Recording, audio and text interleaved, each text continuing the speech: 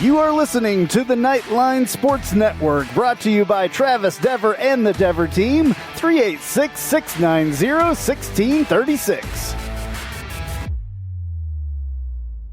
Knightline is brought to you by the Dever team, your source for New Smyrna Beach real estate and everything else New Smyrna Beach. Go to www.thedeverteam.com and call UCF alumni Travis Dever for all your New Smyrna Beach needs. 386-690-1636. That's 386-690-1636.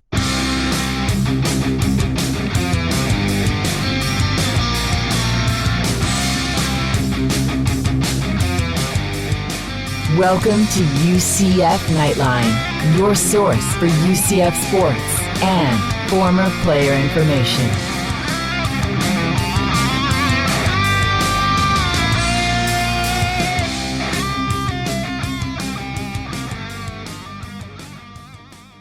All right, hello, Night Nation. This is Andrew Phegley coming to you from the 1148 studios, and this is Knightline 248 from the award-winning Knightline Sports Network. Joining me as always, Roger Phipps, and on this week's show, Heup goes bone by taking the offensive staff. Lebby returns, ? Rainbow pass from Dillon to Titus. Shocking Zebra's robbery. Lady Knights sidelined. We go inside the paint with Ben Stout. Volleyball spikes the competition. The Tijuana Flats hot take of the week, and your questions on Ask Knightline. All right, well, it has been another week of craziness at UCF, especially considering the AD situation and now the football staff. Wow. Did not expect to see Josh Heupel leave and go with Danny White to Tennessee by any means. This was something that just kind of blew me away. I just was not expecting it. We had heard a little bit Tuesday evening, I guess, that there was a rumor that was out, and I honestly thought that it was just some smoke that Danny White was throwing. He's normally really good. There's normally not leaks and stuff like that. But then, boom, all of a sudden the next morning, on Wednesday morning, Josh Heupel's going to Tennessee, and he takes pretty much the entire offensive staff with him. So we've seen this before at UCF. We've been through it. Not an AD and a head coach at the same time. Well, I guess with George O'Leary, it was kind of that, but in a different situation. So now we're looking for an AD. We're looking for a head football coach. National Signing Day was also, or is coming up actually. The real National Signing Day on the 3rd. I think that will be Wednesday as well. It's just been a heck of a week. Roger, what are your thoughts on this? Dude, my head's still spinning. As you said, we talked about this Tuesday night on Knightline at Night, and at that time, the consensus kind of was, hey, this is just Danny White, being Danny White, because he's very secretive when he's talking to coaches. So I think everybody's head was kind of spinning when we found out that Coach Heupel would be leaving. There's a lot of question marks at Tennessee. I mean, you think about the NCAA violations that they're facing. It makes you wonder why he left. Then at the same time, I will say this. I don't think he was the first choice for Tennessee. I know that the Tennessee Board of Trustees and a lot of the folks there that are influential made it a mandate that Danny White hire an existing head coach. So here at UCF, he was able to hire coordinators and promote them, hot coordinators, and promote them into head coaching roles. But obviously, the Tennessee boosters and the Board of Trustees said, not at the University of Tennessee. So that's completely different. The other thing that was a supposedly, positive. I mean, we don't know that. That's a rumor as well, though. Supposedly, they said that they had to have a head coach that was an actual sitting head coach. So supposedly. Yeah, I tend to believe that, though, because Tennessee is a larger P5 job, and just like anybody else, you have fan bases that that the bigger you get, the more influence that they exert. Now, I will say this. one of the things that's been interesting has been the outpouring of support and the voice that our fan base has been voicing through various channels. And, to me, that's the sign of a big boy program. Now, the good thing is we've got a war chest of $6 million that comes from this. So that's exciting. As you mentioned, he took tight end coach Alex Golish, QB coach Joey Hazel, O-line coach Glenn Ellerby. Wide receiver coach Cody Burns is still in flux, but he will be going elsewhere. Running back coach Matt Merritt is also open. And interestingly enough, he took Tyler Hudanick with him. So if you remember, Tyler Hudanick was one of our offensive linemen. He was a graduate assistant here at UCF, and he's going with him to Tennessee. So Andrew, how do you feel about him taking the staff? I mean, does it make you upset? Does it make you angry, frustrated? How does it make you feel? Good riddance. A new coach is going to bring his own staff anyway, so I don't think it really matters. It was a little bit different, I think, with Scott Frost because he took the whole staff, including a bunch of UCF alumni, and players. And at the time that he took it, we were prepping for a bowl game and all that stuff. So, I think that was the biggest thing as far as that. This, I don't really care. I mean, obviously there's some good coaches in there, but it is what it is. This whole thing, at first I was a little angry about Heupel leaving because I was a Heupel supporter. There's two sides of the fence here. There's people that were behind Heupel, and there were people that wanted Heupel out. So there's people that are happy, there's people that aren't so happy. I don't care. I think that this is a kind of a fresh start, especially with the last couple of seasons kind of, the win percentage going down a little bit. I just think it's a fresh start. It's going to be a fresh start with a new AD and a coach and a new coaching staff. Hopefully, when this new coach comes in and this new AD, we can get rid of Randy Shannon, to be honest with you.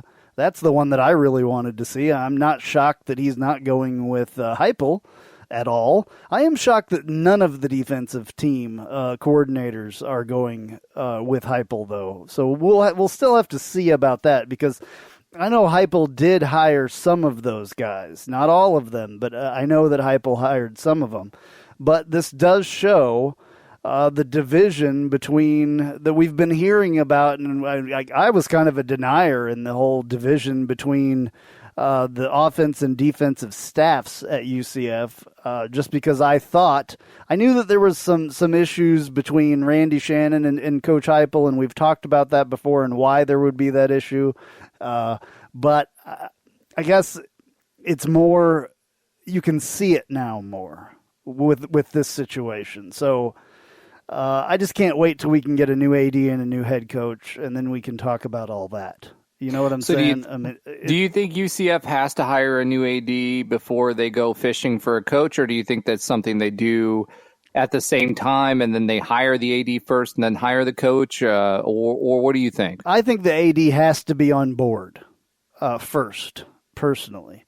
We may have somebody that we want to hire, but an AD has, usually has final, and if he usually has the final say, and if he doesn't and he's brought into, okay, this is going to be your head football coach, you're not going to get to choose the head football coach, just like Heupel didn't get to choose his defensive coordinator.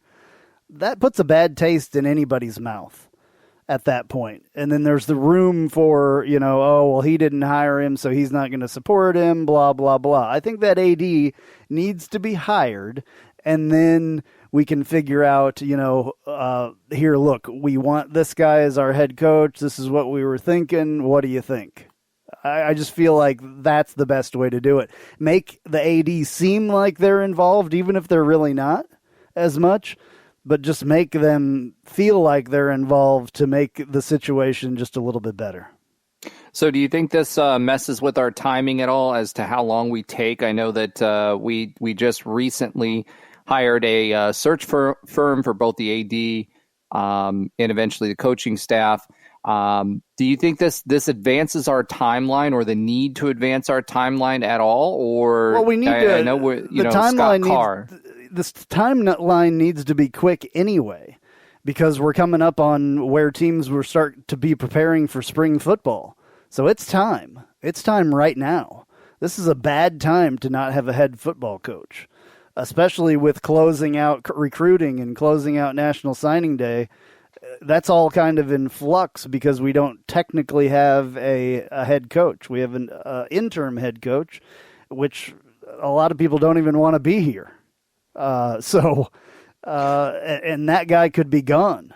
This is really weird for recruits and players. I mean, they're the ones that this is even weirder for, not fans.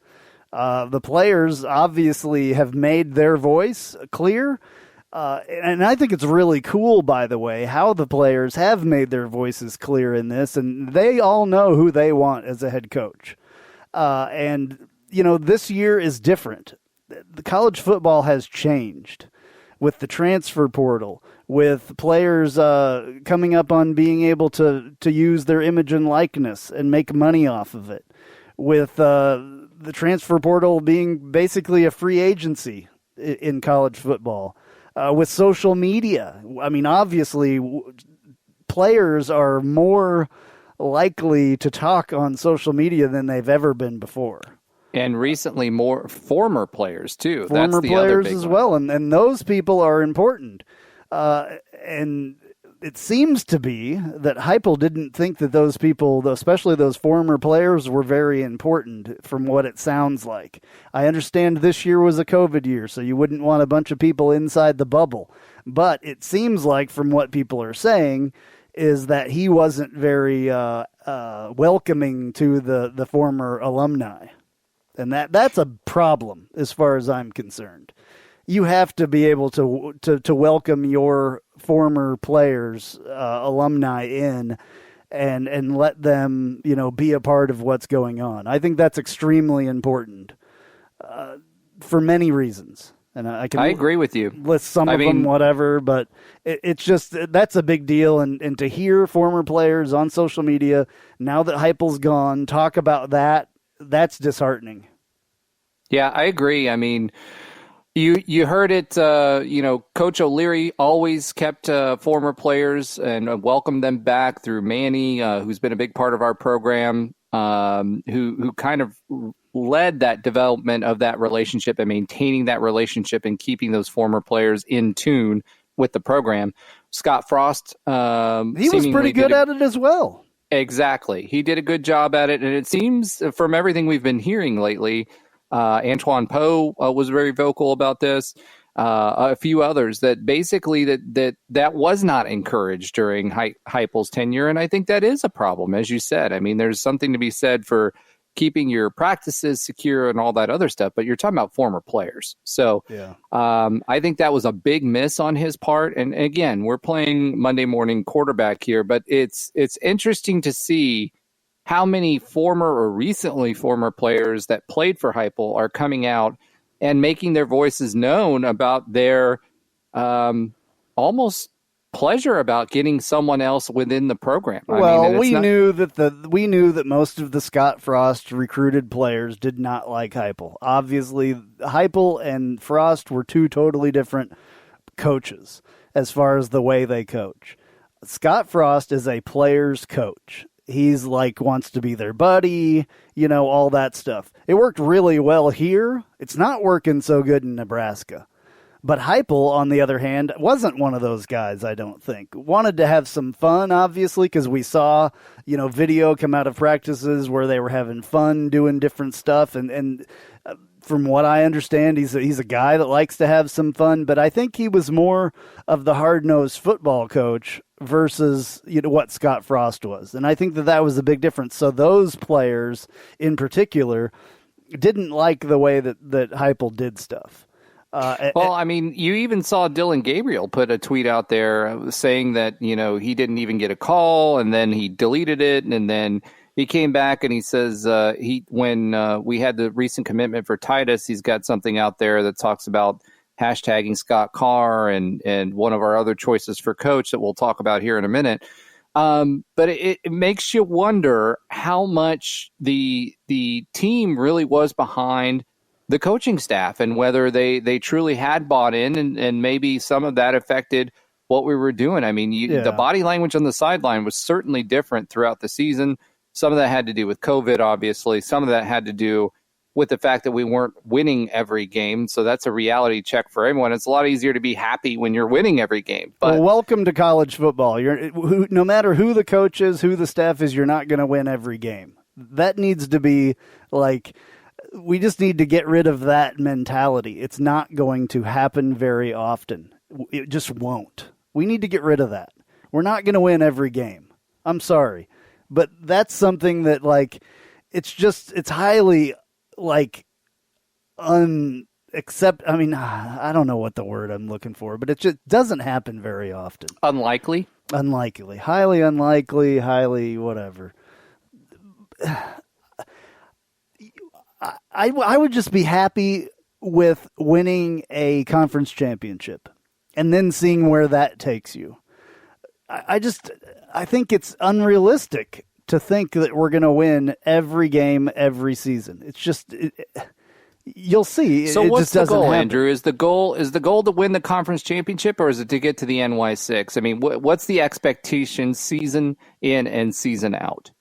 I would say it's to win the conference championship, and then wherever that takes you, whatever, however high that gets you in the polls or whatever. You've seen this year, especially if this year was the year for Cincinnati, they happen to be the best team in the American. If they were going to get into the championship, into the whatever the tournament crap that's 4 freaking teams out of 128.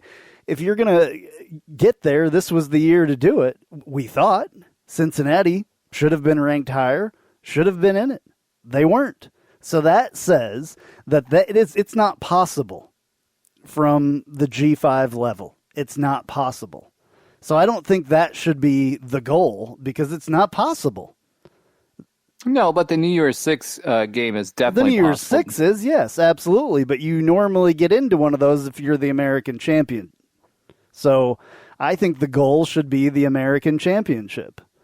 No matter how many games you win or lose, that still should be the goal. If you don't get to that championship game and win that championship, then you can be disappointed. Don't be disappointed if we don't win every single freaking game. I just think that that's unrealistic. I think we have to have realistic goals. And I don't think any football coach out there besides, maybe Nick Saban would say winning every game is our goal, and that's our only goal. To win the national championship, that's our only goal this year. I don't think there's any of them saying that. Maybe a couple of them. It's still pretty unrealistic for most football teams. You cannot base your season on winning every single game unless you're one of those extremely high elite teams, which we're not. Sorry to say, we're not. We wouldn't, we would have been in the American Championship last year. We would have been in the American Championship this year if we were one of those elite teams. At this point, we're not an elite team. That's an interesting point. The question is whether we're an elite program or we're subject to the coaching staff. An argument can be made that, part of this is on the coaching staff. I don't think this past year, COVID was COVID. It's going to have an asterisk by it anyway. Yeah, but still, again, Go ahead. But still, there were some things that Josh Heupel did throughout his career at UCF that we all kind of wondered. There was some play calls. There was some discipline issues. There was all kinds of stuff, and certain people had talked about all this stuff going on behind the scenes. And I guess maybe some of that stuff is probably true now. We just didn't, totally know. You never know. And especially you find out a lot of things. I find this goes hand in hand with like your job or whatever. You know how when somebody gets fired at a job and then you're like going back trying to pick up their work where they left off, all of a sudden this guy's gone, but he's on your team and you have to not go through his stuff, but kind of follow up some of the stuff that he, had going on before he left, he or she, it's the same thing. You find all these things. You're like, man, well, that guy either was a great worker or he was a horrible worker. He played a good game is what I usually find in my job. When somebody leaves for whatever reason, you find out what kind of an actual worker they were. So what I'm saying in analogy here is, now that Heupel's gone, people can talk. People can, you'll hear more real stories about this behind the scenes stuff instead of the smoke that everybody likes to, put out there, because people don't feel like they can actually talk. You know what I'm saying? Like, you're going to hear players I totally get what you're saying. A lot more about this kind of stuff. So it just makes me feel like, it'll be interesting to see how people talk about Josh Heupel and his legacy at UCF, now that he's gone, I guess is the point that I was trying. I kind of got distracted. No, that makes sense. And now that we've kind of talked about Josh Heupel and him leaving, let's talk a little bit more about the next man up. So as we've kind of alluded to, there's been a groundswell of support for former coach Lebby, who was here as our offensive coordinator and left to go to Ole Miss. That came from existing players, local coaches, former players, and and obviously fans. So I can tell you what, I was sending texts to Coach Lebby by 11 o'clock on Wednesday morning saying, we need you back now. This is where you belong. We need you back. And just from seeing, all kinds of stuff starting to happen, I've known Lebby since he worked here before. I really enjoy the guy. I like the guy. He's like my buddy. We've gone out and done stuff. We've hung out together. I like the guy. Obviously, the players like him too. This puts everybody in a weird spot, though, as well. Puts players in a weird spot, clamoring for a coach. If that coach doesn't get hired, how do they feel? Do they still like the program? Do they feel like their voice was heard? Then again, it puts the coach. Does Lebby want to leave where he's at? He's getting paid good. He's in the Power 5. He's in the SEC. Maybe his next job would be an SEC job as a head coach. I know he wants to be a head coach at some point. Every football coach wants to be a head coach at some point. Do you think he's experienced enough to do that and jump into that role now? Absolutely. Yeah. He's been through a lot. If you remember, he was a coach at Baylor as a coordinator, passing game coordinator, when we played them back in the Fiesta Bowl where we beat them, which first time I met him, I brought it up. I'm like, oh yeah, you were one of the coordinators then, weren't you? So we laughed immediately about that. So I was like, oh, now you're at UCF. This is weird, isn't it? So, yeah, I do think he has the experience, and his family, his in-laws are the coaching staff from Baylor as well. Yeah, the head coach Art Briles. And Kendall Briles. Those are his in-laws. He's married to Art Briles' daughter. So the football coaching talk that has to go on in the holidays in that household with all those guys there, it has to be pretty incredible. So I know somebody was saying on the message board on UCFsports.com, is Lebby going to be able to fill out a staff? Is his phone book, very full? But hold on, wait a second before we go there. I know where you're going. And I was like, y'all, listen. Do you understand who his in-laws are? That's a big deal. Like, of course, he's going to be able to fill a staff. Not with those guys, maybe, but with his phone book has to be really thick from all of the places that he's been and the coaches that he's met over time. Some Art Briles contacts, some Kendall Briles contacts, his own contacts. Heck yes, he'll be able to fill out a staff, and it'll be a great staff, I think. And as you want to mention, there could be a former UCF player that he's working with right now. Mr. Kevin Smith, 24K himself. Super excited about that possibility. He's been really successful at FAU and Ole Miss. And talking about Lebby, I mean, one of the things that he left UCF for was to be able to call plays, and he's had that opportunity at Ole Miss with Lane Kiffin, and they were the number 2 offense in the entirety of the SEC. So there's been some success there. What did you see? Hold on for a second. What did you see different after Lebby left with UCF and the plays and the play calling? Well, it was more, what I saw is more of a variety. We used when the middle of the here. field. What's that? When he was here, there was more of a variety. No. When he was at Ole Miss, there's way more of a variety. Right. But I was asking what if you saw that before he left UCF, and then the difference of but we all know he wasn't calling the plays here at UCF either. So, that was Heupel and Heupel running the offense. What he's been doing with Kiffin has been, there's elements that he's taken from his time at UCF and Baylor, and he's layered that in with what Coach Kiffin's been able to do. And Coach Kiffin it's almost like a hybrid Frost-ish offense in the sense that there's more movement being used.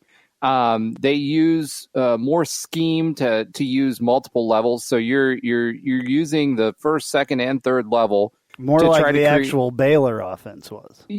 Yeah, absolutely. So, when you're seeing that, it's, we've been screaming with pitchforks about using the tight end or using the middle of the field, which we have not done up until this point and under the Heupel era. So you're seeing more RPO based movement to begin with. You're moving people around. You're creating one-on-one matchups with scheme as opposed to speed. So it's still a quote-unquote hurry-up offense, but it's nothing like what we do here, which sacrifices some complexity and gives the players a little bit more levity within, especially wide receivers, et cetera, within their route trees, to be able to choose in favor of speed. And the idea is speed kills. Well, this offense is completely different and leverages all 3 levels of the field. And a lot more movement pre-snap, which is kind of what I haven't watched Frost any of their did. games. Are they going fast as well? Or They are. They're huddling? not going the speed that we are. They're huddling, though, or they're not? They're not. It depends on the scenario, but by and large, they have the option not to. They've run pistol. They've run all kinds of different formations. And in order to do that and get those plays in, you're not going to be able to run at the speed that we did. Okay. Well, I mean, that would be interesting as well to see. Obviously, I would love it if Lebby came back. It sounds like the players would love it if Lebby came back. But there are also other people that I would think would be – their names have already been mentioned. A couple. Well, one that I would think of more than anybody else. What if Gus Malzahn would happen to come here? What if they want a guy that has the coaching pedigree and the head coaching experience that he does, and he would be willing to do it? I mean, I would think that he would want to get back to be a head coach. I don't think he would want to go and start over as a coordinator someplace. Well, he just got paid $21 million by Auburn to move on. And just to kind of throw some stats out there, he was 68-35 at Auburn, 39-27 in the SEC. From 2013 to 2016, his offense ranked 25th in points per game. However, more lately, people have started to figure his offense out. 2018, they were 50th in scoring and 62nd in plays 30 yards or more for the past 3 seasons. If you remember when we played them, they used a lot more of the traditional running back scheme as opposed to the long bomb.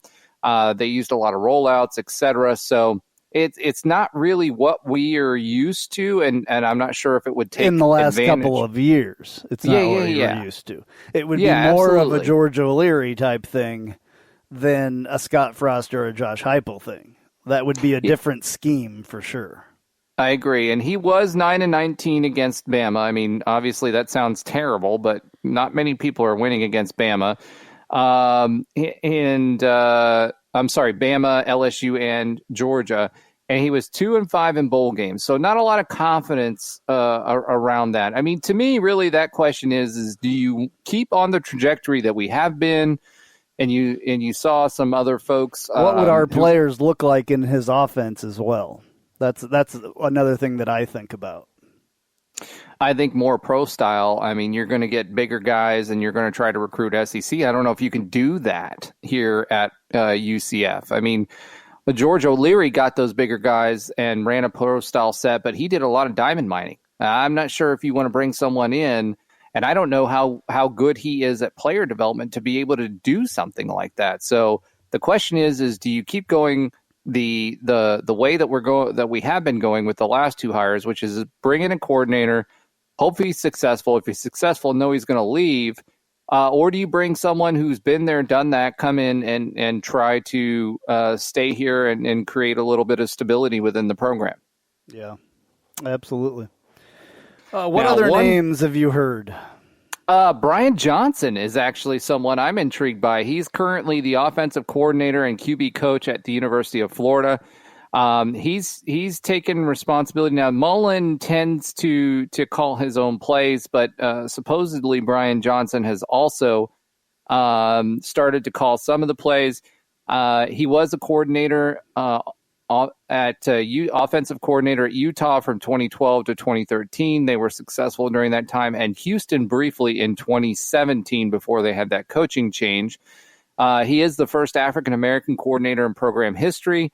And most recently, he has coached Kyle Trask. Got me there. But at the end of the day, he seems and is well known in recruiting circles. Seems to be doing a really good job recruiting at Florida. He's also learning under Mullen. Mullen's had a lot of success with his offense at multiple stops, and specifically at Florida, because Florida's biggest problem was always offense up until he's been there. So that's an opportunity for us as well. Another young coordinator who seems to be doing well. Yeah, there's other guys out there as well that I don't really know too well, just knowing their stats and all that other stuff. But if you looked at college football this year outside of what we were watching in Orlando, you saw that Coastal Carolina was doing really good. I know he just signed I believe that he just signed an extension or something like that, but that doesn't matter. You know that when a bigger school comes calling a different situation, that never matters. Maybe a little bit more of a buyout, but besides that, it's usually a step up to come from Coastal Carolina to UCF. And we do have a $6 million war chest to go, $2 for the AD and $4 million for head coach. The other person is that's kind of been named in the periphery has been Seth Luttrell. Although a lot of his success has come with other coordinators. So, I mean, that in a way is a good thing. If you've got good coordinators and you're successful over time, that means you can choose the right people to surround you with as a head coach to be successful. But at the same time, it's kind of questionable as, okay, it's all on your shoulders. Can you bring in the right staff to be able to do that at UCF? So, and Seth Luttrell is the North Texas coach. Is that correct? Correct. University of North Texas, which they've done pretty well in Conference USA the past few seasons. He's kind of got some buzz in coaching circles as well. So that's another option for us too. What kind of an offense does he run? Do you know? He runs more of it's more of a pro style type of offense. What I've watched from them, and I haven't really watched too much Conference USA football. I mean, quite frankly, it's ever since we left then, I'm not really watching it unless we're off and there happens to be football on. Most of what he's running is a pro style ish. It's not really a pro style, but a pro style primarily, and he runs some pistol and some other things, but just more of a traditional offense. He was a running back at Oklahoma, I believe, during Heupel's era as a coach there at Oklahoma, I believe. So that's kind of interesting. He was also a GA at Kansas, my alma mater, 2002 to 2004. So that's kind of interesting as well. Yeah, he's risen through the ranks, and he's done well at where he's been, and it's just a question of whether it's him or whether it's the coordinators he's hiring, and with him being a relatively younger coach, can he duplicate that? So offensive coordinator at Arizona, Indiana, North Carolina, and then head coach at North Texas. So I'm not sure who's coaching tree he comes off of. That's interesting, though. Probably Fedora, I would think, maybe, or Mike Leach, actually. Mike Leach is what I... Yeah, he was running backs coach at Texas Tech from 2005 to 2008. Okay, so yes, his first coach that he actually worked under was Mike Leach. So there you go. There's the air raid. And that would bring you a little bit of normalcy as far as what we've seen recently. Yeah, so those are really the big names. Other than our local paper proffered Gene Chizik as an option. Now, Chizik has some history with us in wanting to work with UCF. He also was at Auburn in the past and had some success there. But I'm not really sold on Chizik. I think we're beyond. No offense to Gene Chizik, but I think we're beyond that. Wasn't he on our staff at some point? Yes, he was. He was a defensive coordinator, yeah. He was the Seminole High School head coach as well for one season or 2 seasons, which is interesting. Yes, went Seminole High School to Clemson as a GA and outside linebackers coach. Then went to Middle Tennessee, Stephen F. Austin, UCF twice as defensive coordinator. Then to Auburn, then to Texas, Iowa State, Auburn, and North Carolina. So interesting with that one. You never know. He's a familiar face, I guess. So, I kind of looked something up that I'd read previously. So for Seth Luttrell, when we were talking about his offensive scheme, right? So the run game, pin pull, power read, inside zone read primarily. His pass game is quick passing game, leverage beaters, shot plays, mesh. Basically, he's using a lot of leverage on the corners and the post overs. So that's the style that he's running. In short, he's got a lot of the power read game, an inside read game. That means he's setting up and he's being a little bit cautious with how he's setting up his offensive scheme. That means Dillon Gabriel would have to make some decisions that would feed well into the RPO. But the power game would be interesting because I'm not sure if we have the offensive line. We now have some bigger running backs that are coming up that they might be able to be used for that. He's, when he's doing the passing game, it's a lot of shorter, quicker throws, which is more like what Frost was doing. So that's really where he's focused, is getting that power running game and, creating some misdirection and then getting some short passes and then moving the tempo. So that's kind of what he's used at North Texas. Okay. Brian Johnson. I'm reading here. I don't know if this is the right Brian Johnson. Did he sign up to work with the Philadelphia Eagles recently? There was some noise between them. I haven't seen him. The Wikipedia page says that he is the Philadelphia Eagles quarterbacks coach. Well, then he's recently moved. Yeah, I don't know. But Brian Johnson was a name that's been bandied about in the last couple of weeks. If that happened, it had to have happened within the last week or so. January 27th, it says right here. Well, there you go. Yeah, January 27th, he was hired by the Philadelphia Eagles as their quarterback coach under their new head coach. So that's interesting. So I would assume maybe, you never know, a head coaching job in college football versus a quarterback's coach in the NFL might be an enticing thing for that, but he may be off the radar because of that.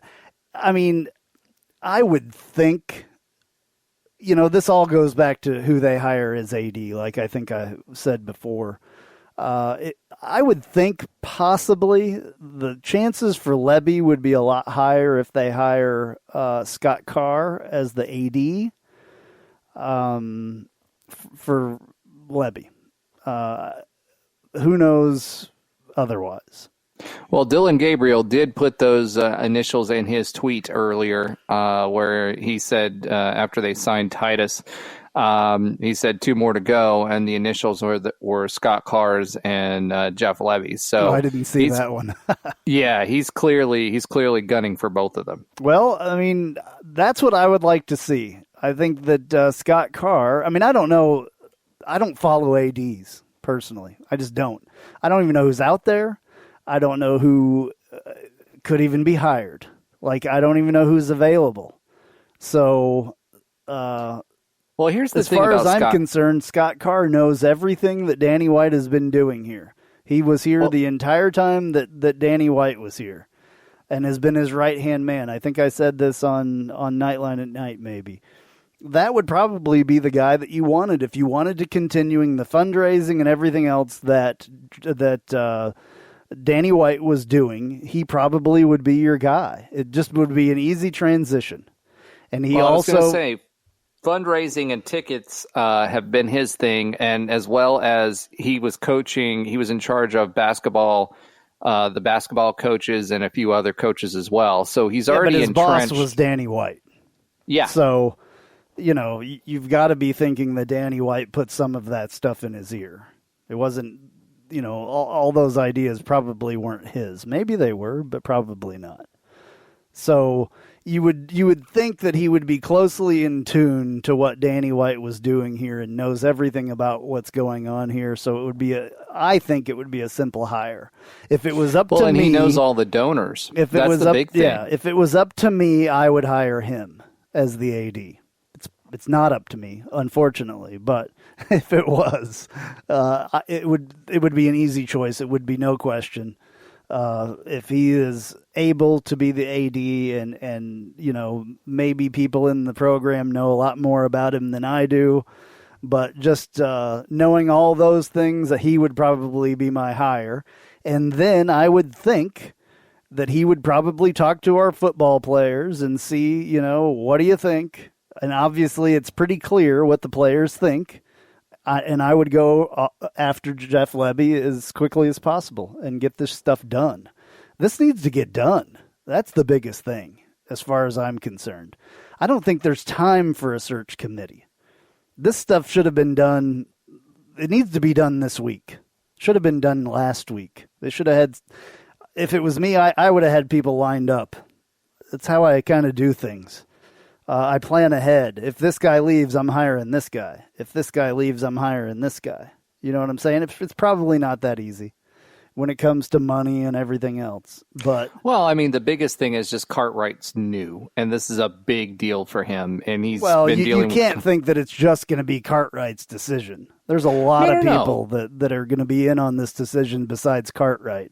Cartwright could have little to none to do with it, to be honest. But he has to be the driver for it. He's the one who's setting the committee up. He's the one who's going to make the final decision as well, with the support of whoever the committee is. Though you don't know that that's the case completely. You don't know that. I mean, there could be. That's the traditional role for a president. It's the traditional role, but him being new doesn't mean that he has all that control. There's boards of directors, there's donors, there's all kinds of people that can have say in this and that could have more say in it than he does, to be honest. Well, they'd be part of the search committee. I mean, that's traditionally how that's done is the board of trustees has someone. I understand. So that's where that influence would come into play. I understand that stuff, but anyway, I don't think it'll be solely based on his decision, though. No. I mean, so whatever. I just want him to get it done.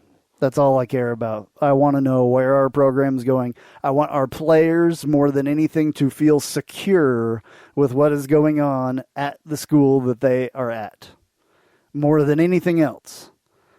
I want our players that we want to keep, Dillon Gabriel, to be secure in who is leading them.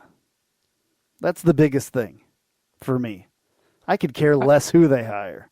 As long as they hire people that will make our players that have committed to the University of Central Florida happy and content with where they're at. Well, I do think you saw a lot of that recently with Dillon. One thing that kind of dovetails into is the recent commitment of Titus, in spite of the fact that who's Titus? Titus. Okay, I'm going to probably not say this correctly. So I know who Titus is, but I don't know if everybody that's listening knows who Titus is. That's what I'm saying. So you just said Titus Macau Atimalala is a 4-star wide receiver who committed yesterday from Hawaii. And it was a big deal. That commitment was a big one. Yeah, it's a huge deal. He was the number 3 player in Hawaii. And on top of that, he did it even after we lost our coach and our AD. Yeah. And Dillon Gabriel was hugely influential in that.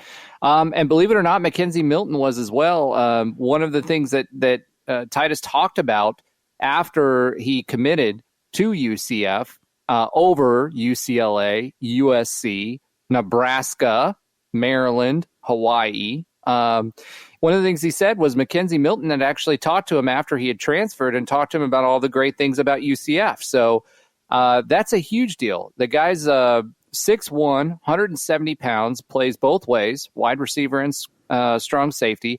He did not play his senior season, which is a little tough. When I was watching his tape, he had great speed. He was tough to bring down, did well with contested catches, good hands and coordination, good cuts, got really good separation and used his body really well. The big thing that I noticed on him is he needs to work his upper body a little bit, and college will do that for him. Good coordination, catching contested balls, and he was used primarily as an outside / You mentioned a couple, receiver. but his list was a lot longer than that. I'm going to read his entire list. Arizona, that was just Arizona his final State, 6. California, Hawaii, Maryland, Michigan, Nebraska, Notre Dame, Oregon, Oregon State, Tennessee, UCLA, UNLV, USC, Utah, Virginia, Washington State, and Wisconsin all wanted this guy. He had offers from all of them. So I think that Dillon Gabriel's recruiting is pretty good. If you don't know, if you haven't noticed, the Hawaii kids kind of like to stick together because they are a little different. Anything that you do in Hawaii, if you live there or whatever, if you've been there, it's a little bit different, and it's a pretty close. It's an island, it's a bunch of islands, but it's those people stick together there, and they see their guys that they grew up with and that they've played with go to schools, and they will follow them a lot. Just the way we got Dillon Gabriel. And the way we got this guy, and we have another Hawaiian on the team as well, so that has followed. So I think that's really cool. They love to stick together and play for their own guys. So I think that's really cool. Happy to have this guy. I can't wait. Yeah, actually, you're 100% right. I mean, that's how Mackenzie Milton found Scott Frost, because Mariota worked with Oregon, and that's why he was interested in Oregon to begin with, and then subsequently Scott Frost, and that's why he's at UCF. So it's interesting that you pointed out to this, and I'm gonna throw this out there. So kudos to Space Coast Knight, who found these stats.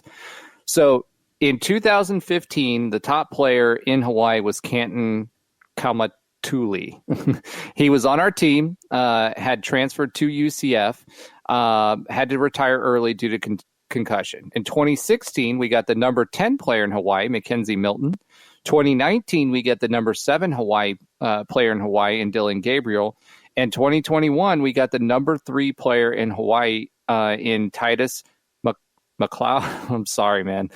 Macau Atimalala. And, that's a big deal. We're creating a pipeline there, and family, the concept of family. That's and huge the concept, to them. Huge. It's huge. Yeah. And, more players will come to a school like UCF if they have those connections. And Dillon has connections with Titus. So he was a big reason why he came here, along with Mackenzie Milton.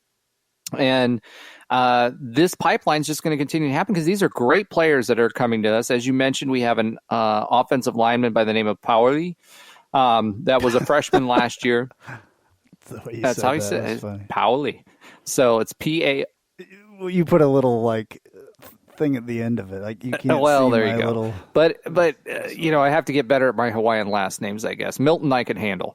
Gabriel I can handle. It's just some of the other ones. I don't think that either one of those guys are native Hawaiians. Yeah, I'm not. Their families aren't native Hawaiian anymore. They're from Hawaii. I'm just going to put that out there. So, but in general, I believe he was also either he was a borderline 4-star offensive lineman, and he came because of our Hawaiian connection. So, if we keep this up, and I think it's a positive thing, we talk about the state of Florida, but BYU has done this for years. USC has done this for years. There's some great players that come out of not just Hawaii, but Polynesia as well.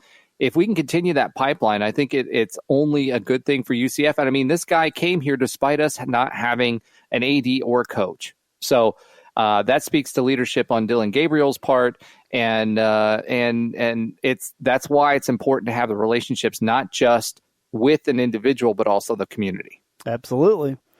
All right. Hey, we need to take a break, and then we will be right back. We'll talk more about all of this stuff. We got basketball coming up, all kinds of other stuff. Got Ask Knightline. Lots of questions, by the way. I put the call out very late for Ask Knightline questions, but boy, did you guys deliver. And it has we appreciate it. Yeah, it has to do with a lot of what we've already been talking about, but we'll go a little bit more in depth, I think, or maybe not more in depth when we answer those questions. But thank you so much. All right, right after this, we'll be back. Hey, this is Travis Dever, Kai's Real Estate, the Dever team, New Smyrna Beach. Your source for real estate and everything else, New Smyrna Beach. Proud sponsor of Knightline. Call me anytime at 386-690-1636. That's 386-690-1636. Let me show you my hometown, New Smyrna Beach, UCF's favorite beach. Go Knights and charge on. An auto accident can change your life forever. At Chadbar Law, we are raising the bar on what to expect from your personal injury attorney. Hi, I'm Chad Barr, and I want you to know that our entire team is dedicated to providing you with the representation you deserve in your greatest time of need. If you or a loved one have been injured in an auto accident, call 407-599-9036 for a free consultation or visit chadbarlaw.com. At Chadbar Law, our clients come to us in need and leave as family. Offices, Altamont Springs. Looking for more out of your Porsche? Look no further than Flat6Motorsports.com. They have the widest selection of aftermarket Porsche parts anywhere in the world. With over 85 product lines and in-depth expertise, Flat6Motorsports.com is your one-stop shop for any Porsche performance needs. Whether you're shopping for intakes, exhausts, suspension, or tuning, they have you covered. Flat6Motorsports.com is the premier Porsche aftermarket specialist. Check them out at Flat6Motorsports.com.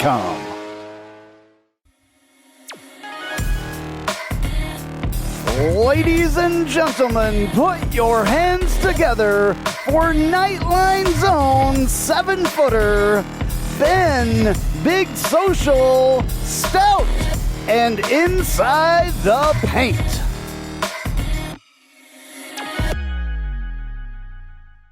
All right, please welcome back Big Ben Stout. Ben, what has happened with our basketball team?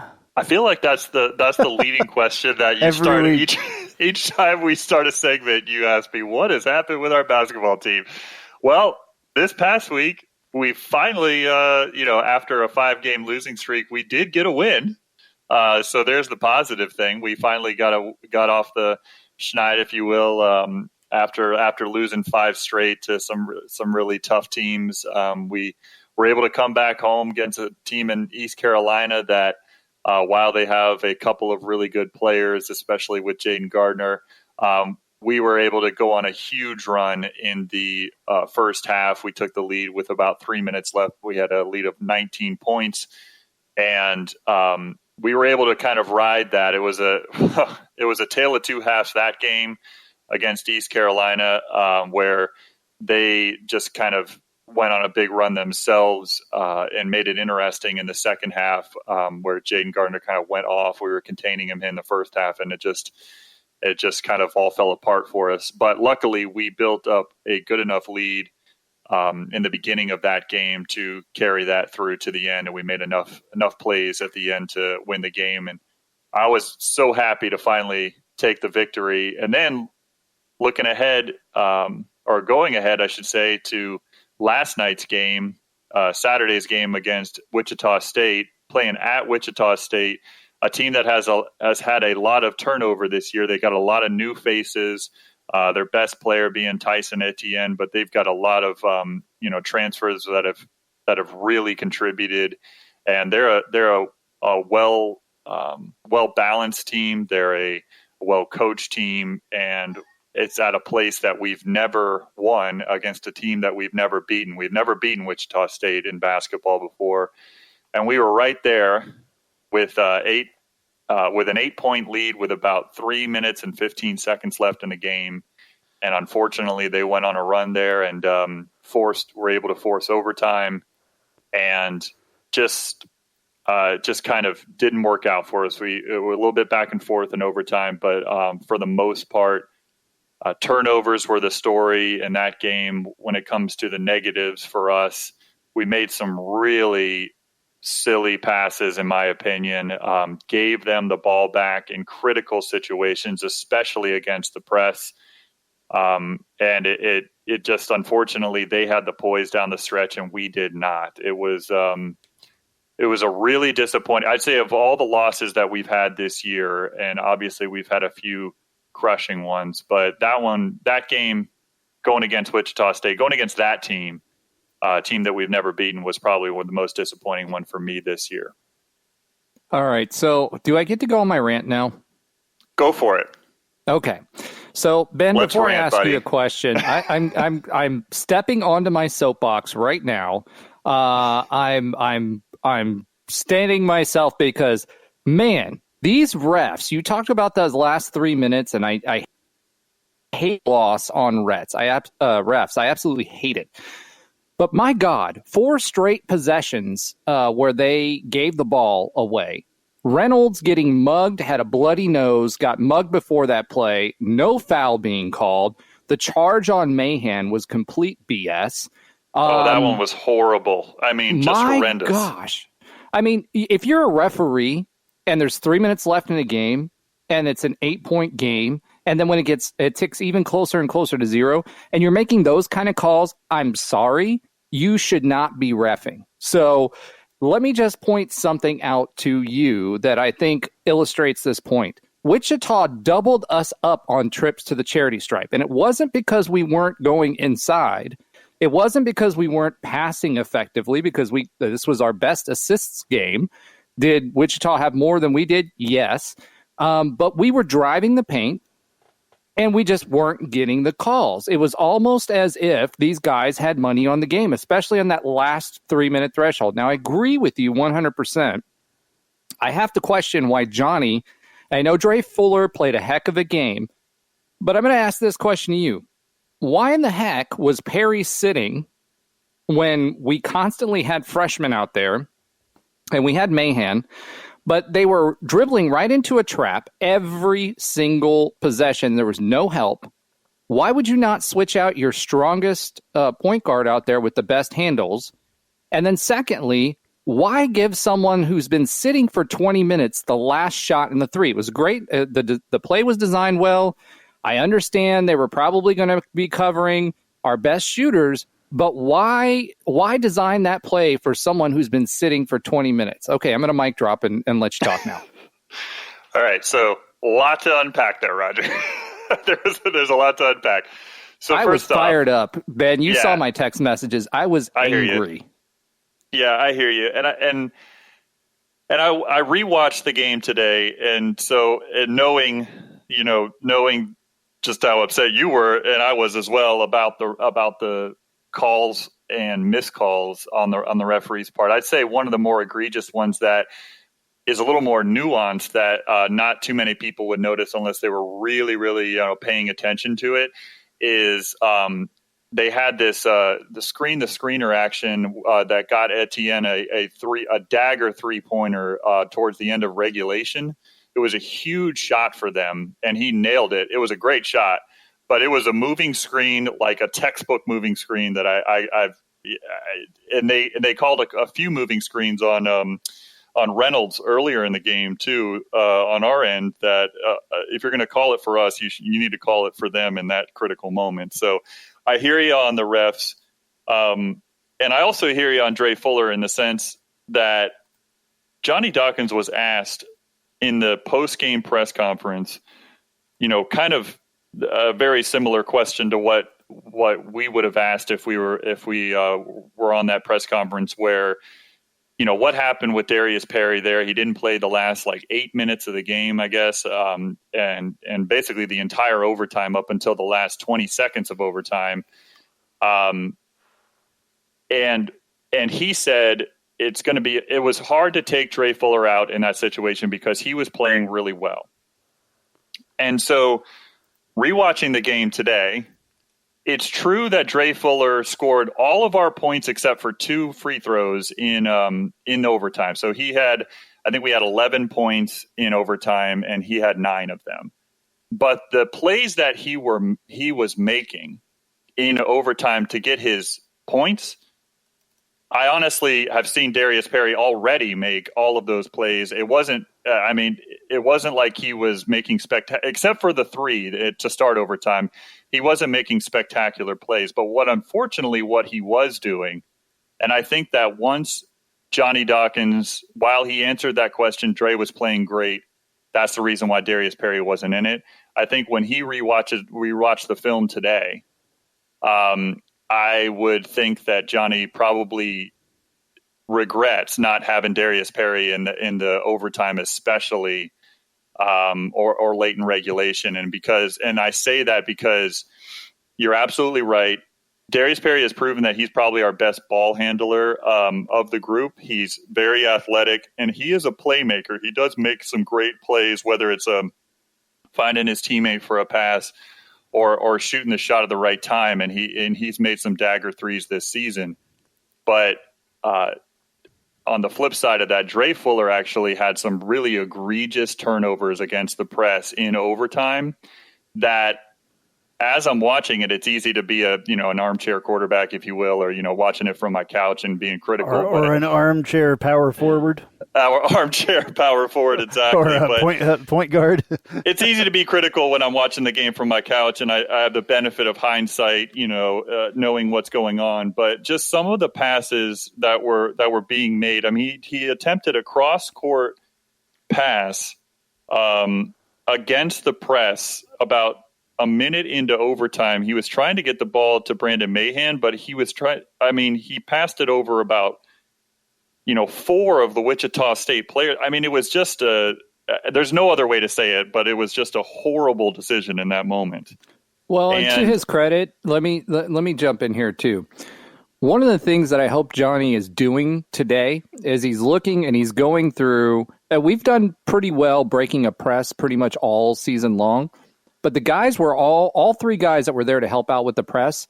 It seemed like every possession when they were trapping at the end of the game, they were all running towards the other side of the court. They weren't even looking for the ball. That's what frustrated me. When you do that, when you have a trapping team and someone who's pressing you, you stagger your folks. You usually have 3 people. You have them at different intervals in the court.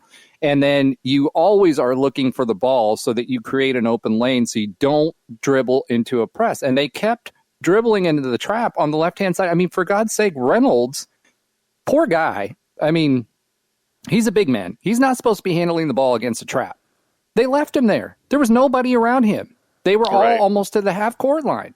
I mean, how does that even happen? And speaking of adjustments, too, you got to think as well. And again, I'm sure Dawkins thinks this as he reads it back, or watches it back.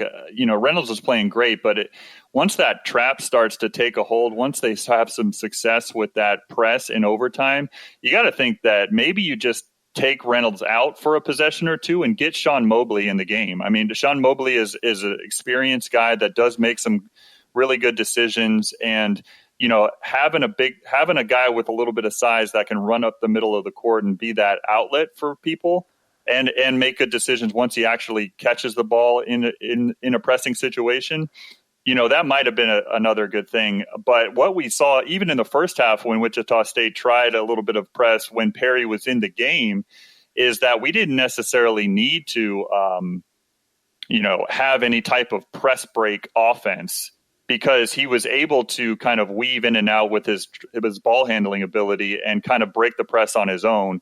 And maybe there was some carryover there where Dre Fuller, he's been asked to do a lot of ball handling this year that he's not necessarily used to with Tony Johnson injured and out. We've all talked about that. He's not necessarily a pure point guard. And so, there's a lot of pressure on him in that situation, but, his teammates, you're right, Roger, his teammates should have recognized that it's a different situation between when Perry's in the game and when Dre is in the game. And he's got to provide a little bit better help and coaching from the sideline. I think that they weren't ready for the way that Wichita State applied that press late in the game and in overtime. And unfortunately, we did not handle it very well. I mean, there's no other way to say it. All righty. Well, I'm going to talk a little bit about the offense. There's definitely a little bit more offensive action here.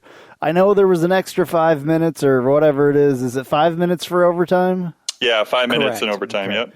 All right. Well, 4 players over 10 points in scoring this game. I mean, with the extra 5 minutes, I know that helps.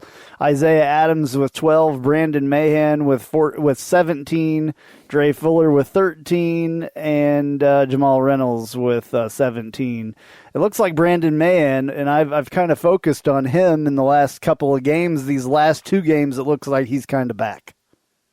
Yeah, I would agree with that. He looks a lot more comfortable out there. He seems to be kind of finding his way again in the offense. He's not forcing too many shots. Actually, even through his slump, his slump wasn't about him forcing anything or trying to be a player that he's not. His slump was mostly about him not being aggressive and not taking the opportunities that were given to him.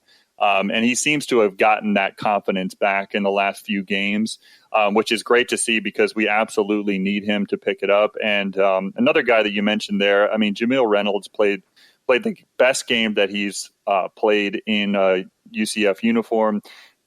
He's a big body freshman. Both of those guys had 17 points. So yeah, absolutely. I mean, so going back to Brandon Mahan real quick, I mean, 2 for 2 from the 3-point line. He seems to have found his shot. He was 6 for 7 for field goals. But Jamil Reynolds he hit his first 7 field goals of the game. He started out 7 for 7, wound up 7 for 9. I mean, he was a big presence in the middle, especially on the offensive end. They were feeding the ball down low in the post. He was making the right decisions, and he was taking advantage of some good post position. And at some cases, putting a little post move on and just dunking on people. And you got to love seeing that. I mean, he's a big athletic guy, 6'10", 285. He probably has got a room to grow even in the height wise. But you got to think if he gets a year under his belt in the college weight room, I mean, he could be even bigger. I think the sky's the limit for Jamil Reynolds, and it's great to see. He's a freshman. Oh, wow. Yeah, he's a freshman. Okay. Yeah. Good. So, with him and Isaiah Adams had a pretty good game. He made a few turnovers, but he was able to assert himself, and he made some big plays. But I was really proud of the way Jamil Reynolds stepped up, came in off the bench. He probably had his career high or season high, I should say, in minutes with nearly 27 minutes in that game.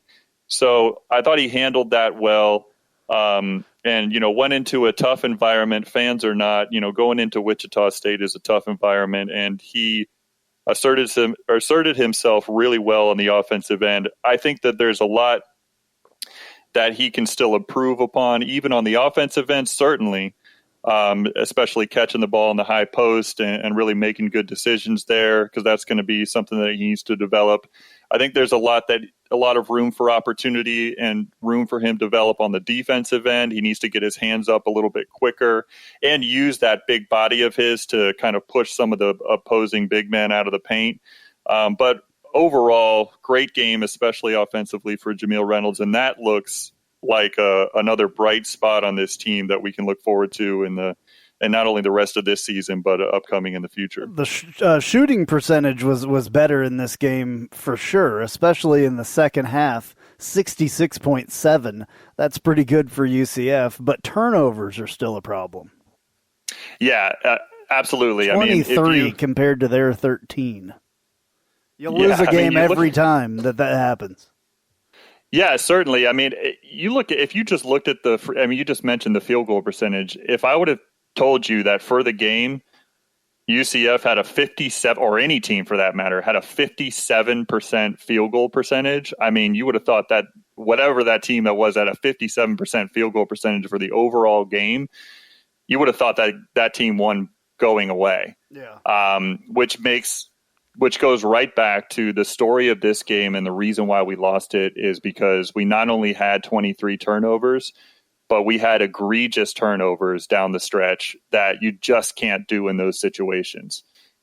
We have got to learn to stay poised, slow it down a little bit, make crisp passes, make the right decision, and ultimately, I hope we really can learn from that overtime in the sense that we need to figure out better ways, whether Darius Perry's in the game or not, to be able to break the press and not turn the ball over, horribly. And to Roger's point, break the press as a team. So I think that's the biggest disappointment, is that I can't believe that we shot that well on offense, and unfortunately it didn't turn out for a win for us. It's kind of the way it goes this season, I guess. It's just such a topsy-turvy, up and down season. Second game in a row that we had over 70 points. And usually that means with our defense that we have a win, right? And we come out with the dub. Some of those turnovers, I agree with you. Actually, early on in the first half, we didn't really have that many turnovers. We were doing well with ball security and taking care of the ball and making crisp passes with Jamil Reynolds. Within 2 to 3 feet of the basket, he was just unstoppable. I think where he got himself in a little bit of trouble when he was in rhythm, they were passing the ball in rhythm to him. He was okay. But if he was down there by himself, he's just so big, and Wichita State didn't really have a big. That created some issues for us as well. That being said, I was really encouraged, and Andrew, to your point, offensively, we've seemed to have found our stride for the most part, and what you're seeing too is growth. There's a lot of set plays, and better execution on those set plays than we were playing earlier on in the season. Part of that is youth. Part of that is just playing together, because we had so much disruption that we weren't playing together. Yeah. So watching the team grow, I do think we're watching the team grow, and I was heartened by what I'm seeing. The interesting thing is Brandon Mahan has the opportunity to come back next year. What do you think he will do? Do you think that's something he can do? And then what else can Jamil do to further his game? Yeah, so I'll take the second part first in Jamil Reynolds. I think one of the things he needs to improve upon, or really be conscious of on the offensive end, is making sure that he's not bringing the ball down, especially if he gets an offensive rebound, and also just utilizing that big body and making sure he's getting in really good post position, because once he catches it down low, he's basically unstoppable because he's just so big and strong. But there was a couple of times where he caught it maybe about 10 feet away from the basket, wasn't in the greatest position. So tried to get in position, and the one time, yes, it was probably a bad call with the charge, but it might have been a better decision at that point for him to kick it back out, just repost, and hopefully our guys get it back into him in a good position, and he can go take it up for the score. I think Johnny Dawkins can really help Jamil Reynolds' development offensively by by concentrating in practice with Brandon Mahan and with Darren Green Jr. and Isaiah Adams, and really teaching them, which is something that's a little bit of a lost art nowadays, especially in high school basketball and college basketball, and just teaching them the right way to feed the post. Because now Jamil Reynolds has proven that he can score on the inside, and so we need to get him the ball in good position. And there was a few passes, inlet passes to the post that were, again, I hate to keep harping on some of these bad passes, but there was a few from even that I remember in particular from Brandon Mahan that he just tried to straight line pass it to the block, and Jamil had good position, but it's just not the way you pass the ball to the post. And it's a little bit of a nuanced fundamental thing, but I think that can help out Jamil very well. One thing I would like to see him improve upon defensively is, like I said, just making sure he gets his hands up with timing. There's some times where he's trying to time his jump, and so he has his hands down, and sometimes he gets caught a little bit and it's too late. He either fouls the guy or he's able to score underneath him. So that's a little bit of nuance, kind of fundamental things, but I'm encouraged with what I've seen from Jamil Reynolds. And as far as Brandon Mahan goes, I mean, he's been very up and down this year. I think he's starting to be back on the rise again, starting to be kind of gaining the confidence that he needs and to play at the high level. He's an excellent isolation player. He can hit some big shots. He can hit the three. He's got size to him. He is a senior this year. Obviously, he does have the option to come back next year. I don't necessarily want to think ahead to next year yet.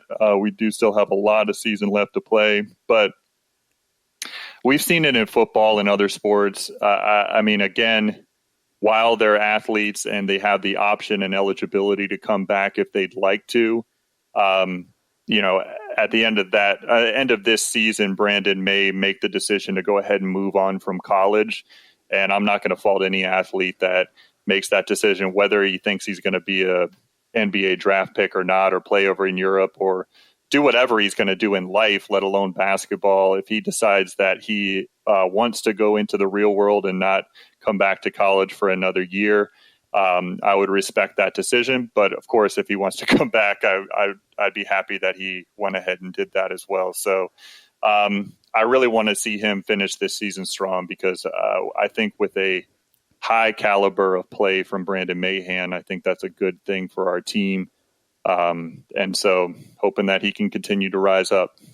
All right, coming up tomorrow night, UCF takes on the Memphis Tigers at Memphis, 8 o'clock on ESPN+. The matchup predictor does not have this one looking very good for UCF. No. They have a 19.6% chance of winning this game via the matchup predictor. So, yeah, and what are you looking for these guys to do in a game that seems insurmountable that they win? Yeah, I mean, I think we might have won. We just, like I just said, we've never beaten Wichita State in our series. We've played Memphis longer since they were an old CUSA foe, when they were even a nationally ranked team, perennial nationally ranked team back when we were in the CUSA with them. But playing at Memphis is just a totally different animal. As you said, it's the matchup predictor doesn't look good for us. And also, just to take a step back from the Memphis game, just two weird things. Because of some of the breaks that we've had, our basketball team is about to play 4 road games in a 7-day stretch here. Or I should say they've already started that. Wichita State was the first road game of 4 in 7 days for them. So we've got to play at Memphis twice, which is extremely unusual, to be able to have to play Memphis on Monday and Wednesday of this week at Memphis. So it's very strange. Either this season. Team any advantage as well, though, because they're playing each other in such a close amount of time? Does it give either team an advantage? Yeah, I don't know if it gives it gives the team the advantage that that can make the best adjustments from game to game, because you got to think about it. It's like you're going to have that short break in between the two games, and no other tape is going to be, no other tape to really review except for that first game before you play the second. So I think of it kind of like an extended halftime almost, in between those two games. So if there's something that Dawkins can see, or the coaching staff, I should say, can see in that first game, whether we win it or not, that we can adjust to and use to our advantage in the second game, I think that certainly, that's benefit UCF. But I could say the same for Memphis, So it's about that team that kind of makes the best coaching and player adjustments in between the games that it'll have an advantage for. But it's a very unusual situation for college basketball. It will be. I mean, especially if Dawkins and his staff can come up with something in that amount of time with a game in between, not with a game in between, but with just a day in between. Yeah, and Memphis, while they have Penny Hardaway's always going to have some great recruiting classes that come into Memphis, and this year is no different with guys like Musa Cisse and a few other guys that they have got some transfers.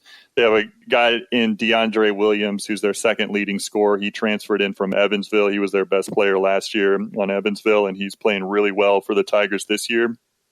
I mean, they're going to be a tough team, and playing in the FedEx Forum is never going to be easy. But I'm hoping that we can really do some things well tomorrow night, on Monday night against Memphis, and if we can't pull out a victory, hopefully do enough to split come Wednesday night and kind of overcome them on that one. Because if we can come out of Memphis with a split, I'd be pretty encouraged. I'm just this year is so up in the air. I mean, we've said it so often, whether it be on this show or Knightline at night. I mean, I think we have the talent as a basketball team, and we've proven that we can hang with any team in the country. We can beat any team in the country. It's just, can we put it together for a full 40 minutes and really play with that intensity that we need to on defense and play together on offense? We've seen it a few times, but we really need to bring it on Monday and Wednesday night against Memphis. Alrighty, Ben. Well, we will be talking about that game on Tuesday night on Knightline at night, I'm sure. I'm sure. So thank you very much for joining us tonight. Really appreciate your insight, as always, and we look forward to talking to you again soon. All right, that sounds good. I'm looking forward to joining you guys on Tuesday night, and hopefully we have a victory at Memphis that we can talk about. We can bounce back and get back on track. If not, we can hopefully talk about some good things that we saw going into the Wednesday night game. So hopefully it'll be a good week for UCF basketball. All right, we will talk to you later. All right, thanks a lot, guys.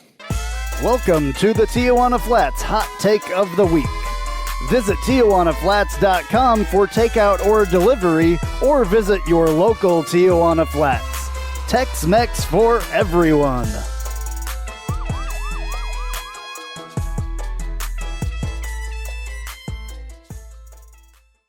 All right, once again, time for the Tijuana Flats Hot Take of the Week. Thank you again for Tijuana Flats. Make sure you go and order or get takeout, whatever. Tijuana Flats is absolutely awesome, and we greatly appreciate it. Roger, go ahead.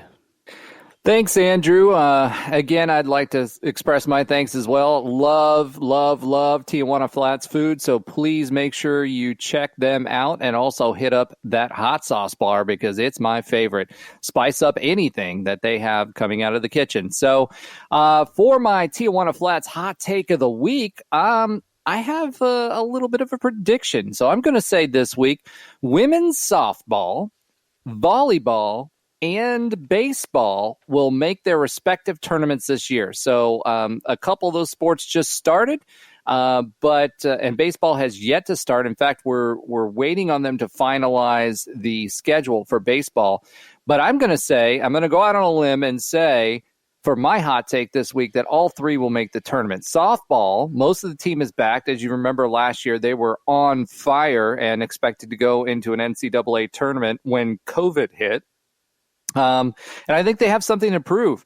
They have a bunch of their players from back from last year, and they're senior laden. So Bariano's back, Takia London's back, Jasmine Esparza's back, Gianna Mancha's back, Justine Molina's back, Georgia Blair, that big hitter from Australia's back, Aaliyah White is back, and that core nucleus of seniors are what gave us so much success last year, and I look forward to seeing what they're going to do this year because I think they're going to absolutely kill it.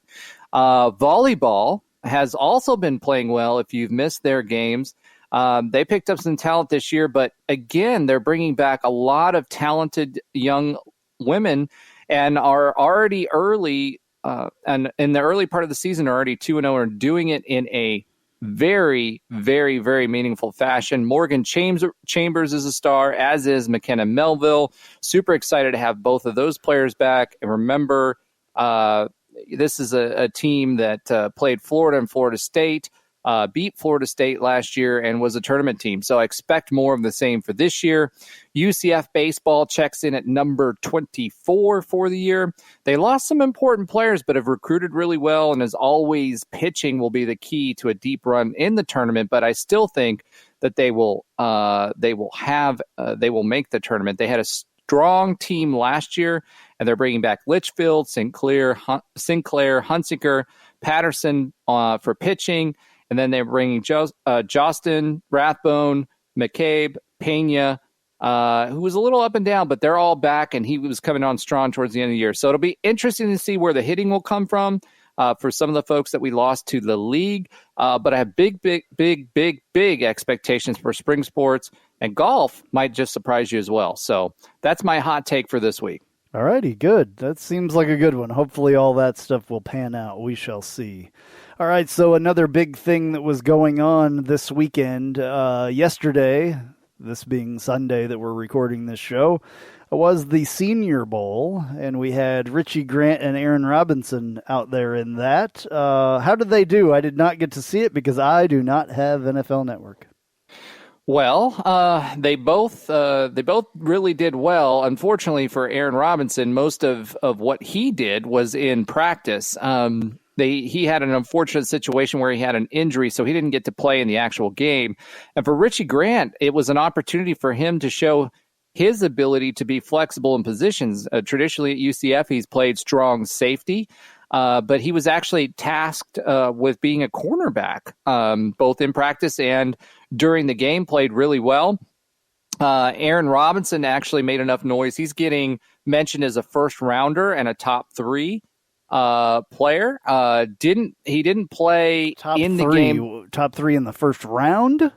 No, not top 3 in the first round, but top 3 defensive back. Oh, okay. First, second, or third. He has that makes him so desirable is he has the ability to be both a cornerback and a nickelback. In 2019, he had a phenomenal season. 2020, he had some injuries that were playing into his ability.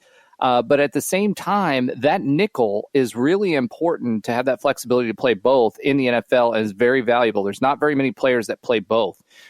So he's projecting really high for the draft, and actually higher than what Richie Grant is, which we both kind of feel may be undervaluing Richie a little bit. That's not to say anything bad about Aaron Robinson or him.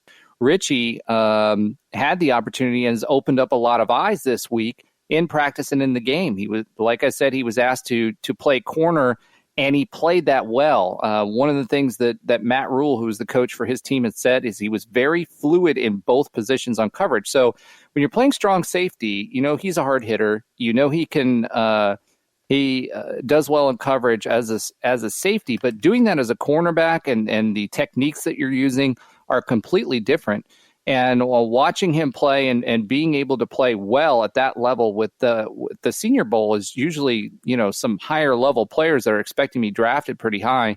And he did really well. And not only that, he did the little things. He was helping guys. It was noted by a lot of the NFL scouts that he was out there helping the guys who were working the event clean up. So he's on the move. A lot of the draft boards, the Mel Kipers of the world, those guys are saying he's on the move, and now he's moving into being a top 50 prospect and moving up the draft board. So I think he's starting to get some of the recognition for all of the things that we saw that he could do. and being versatile again and being a safety and a corner is definitely going to help his opportunities when it comes to the draft. Yeah, Richie Grant, one of my favorite players at UCF. I can't wait to see what he does in the NFL. I think that he will. He'll do pretty well. So I think he's going to be a diamond in the rough if he's not, drafted pretty dang high. So it doesn't sound like he may be, but that would be awesome for him to do well in the NFL. I like him a lot. I think he helped himself a lot by showing that he could also be a cornerback. Did you see the pictures of him helping the staff after the practice as well, pushing like a cart with a bunch of equipment on it after the practice? That was awesome. That's a smart kid right there. Yeah, Matt Rule actually said if he could choose one person on his team that he wanted to coach in the NFL, it was Richie Grant. Well, there you go. That's huge for NFL scouts. Yeah, absolutely. Cool. Very, very cool. All right, let's take another break, and then we'll be back with Ask Knightline. Night Nation, I need to talk to you about something very near and dear to my heart. It's Tijuana Flat's new fajita tacos, available for a limited time. Grilled chicken or steak with fajita peppers and onions, garlic lime sauce, and guajillo chili salsa. Topped with cheddar jack cheese, crisp iceberg lettuce, and fresh pico on warm flour tortillas served with chips and salsa. We're talking good vibes and even better flavors from a whole nother plane of deliciousness. Available for a limited time either in-store or through their app and website for delivery or pickup. These aren't just fajitas. They're something better. True enlightenment. Fajita tacos. Available for a limited time only at your neighborhood Tijuana Flats. Hey Jeep Wrangler owners, have you ever sat in your office at work and watched the rain just pour into your Jeep because the weatherman said that there was a 0 chance of rain? Or you put your doors back on because there was a 100% chance and then not a drop of rain fell?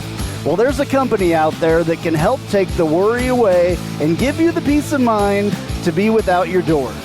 The company's called Life Without Doors. They make waterproof rain curtains and dash covers for Wranglers. Life Without Doors is there to help make the decision to leave the doors at home an easy one.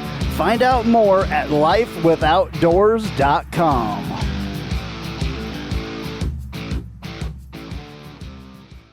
Spice up your company with homemade marketing services from Tasty Gravy Creative.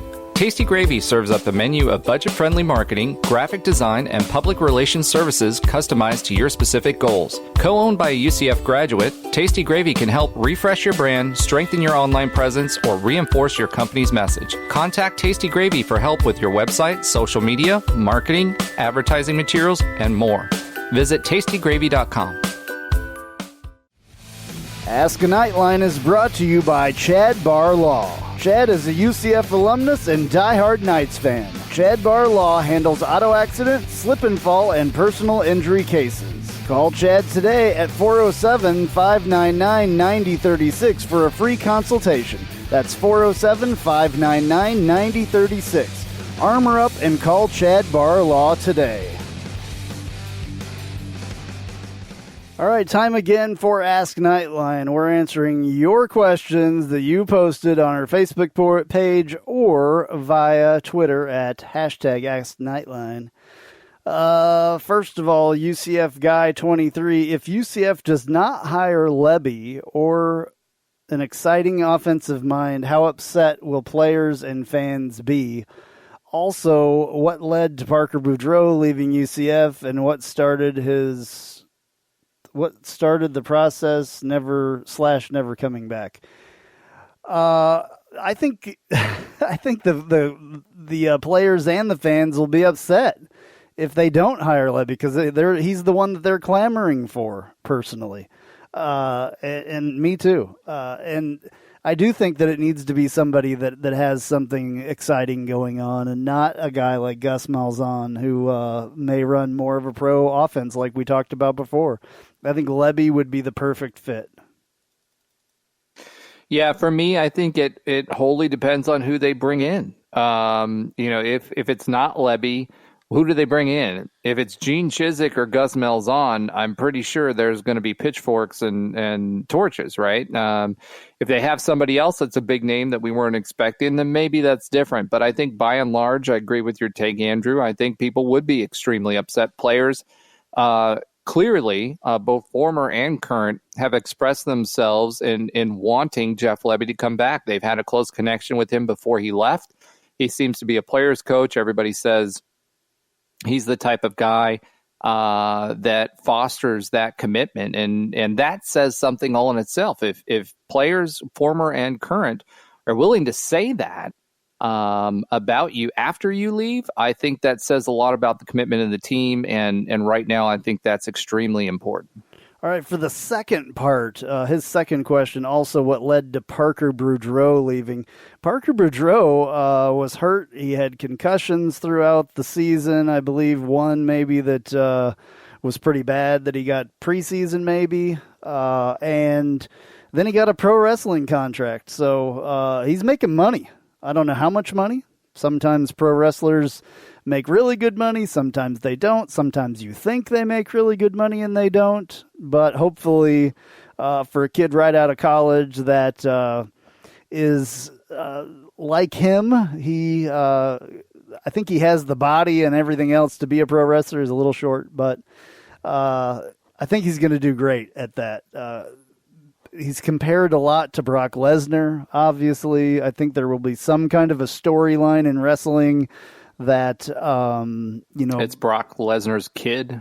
His kid or his brother or his cousin or whatever. There will be something like that, yes, probably. I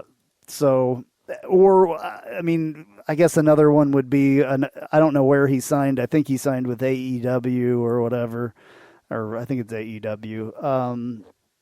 I may have the name wrong there. It's the one that Jim Ross is involved in now. Anyway, I think that there's going to be something like that. Maybe he could be their Brock Lesnar or something compared to WWE, because they all fight back and forth, and talk smack on the other companies and all that stuff. So I don't watch wrestling anymore. I used to back in the day. I was a huge WWE fan. I haven't watched it in a long time, but I might start watching it again if Parker Boudreau, I almost called him Brock Lesnar, if Parker Boudreau is in it. So I think that's what happened with him.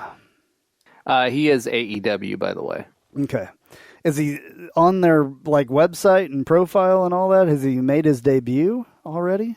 No, I mean that was Jim Ross. Him. Oh, yeah. He's currently a talent relations executive for AEW. So okay, all right.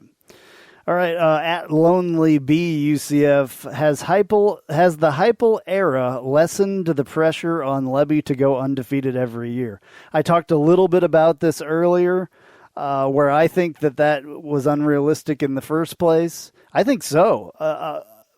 With the last year especially that Josh Heupel did have, I think any coach coming in here is going to have it a little bit easier, maybe a little bit easier than Heupel did after having to, follow up what Scott Frost did. We always said at the beginning when Heupel got here, this was the toughest job in all of college football because you had to follow that up. So that's just my personal opinion. Go ahead, Roger.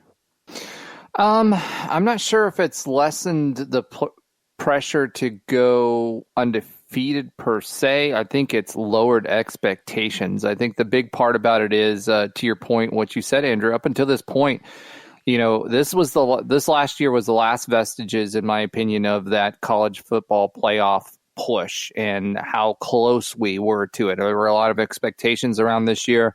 And because it didn't happen this year, I think that narrative changes, especially with Danny White leaving and us kind of hitting the reset button. So I'm not necessarily sure if it's lessened the pressure to go undefeated long term, but I do think it's less pressure to get to the playoff, and understanding that it's a reset in both the AD and the head coach's position. I do think that opens the door for people to have a more realistic dialogue over the short term. Yeah, absolutely. All right, UCF Farmer Scott, and I use his title instead of his handle or at name because I can't I don't know I don't want to say it wrong, so I just UCF Farmer Scott. He says, Lebby. Which other Power 5 OCs or DCs would you like to see become part of the UCF family? Honestly, I don't. Lebby is my guy. I hope to God that they hire Jeff Lebby. Personally, that would be the one that I think a lot of us, and especially the players, want to see. If they don't, I'll be a little bit disappointed. I will. I don't care who it is. I don't care if it's, who knows? Gene Chizik, whoever else is out there. I would just be very disappointed if it wasn't Lebby. It's just the perfect scenario to bring Lebby back, to have the players happy, and I think that would make the fans happy just because they would it would continue what we've got going here. It would continue the style of offense, and it would be a familiar face that's familiar with all of our players except maybe a couple. I'm sure Lebby has paid attention, though. I just think it would be the perfect move. Are we asking, hey, if we grab Lebby, who are the coordinators we'd want to bring here? Because that's kind of how I took the question.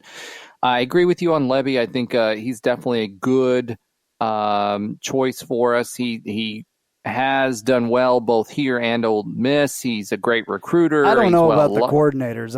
I haven't really, thought about that. I'm thinking about head coach. Maybe that's the way. I may have read the question wrong, but I think that he was asking who else besides Lebby as a head coach. But if you want to go the other direction with it, you do that. Well, I think I'm with you with Lebby. The only other person that really excites me was, unfortunately, now, as we said earlier, a quarterbacks coach with the Eagles. So I definitely liked Brian's background. I liked what he was doing, and I was excited about the possibility of bringing some of Mullen's offense here. So as far as offensive coordinators are concerned, other than that, if we were looking at bringing some folks here as an offensive coordinator, the big name everybody's been kind of pushing around is Kevin Smith. So there's a lot of excitement around Kevin Smith's name. Obviously, he's been a running backs coach at FAU. Then he's moved on to Ole Miss, and he's done really well in producing running backs. So I don't know if I don't think he's quite ready to be an OC and call plays, but to come here, help with recruiting, and learn under Lebby if the two of them came over as a duo.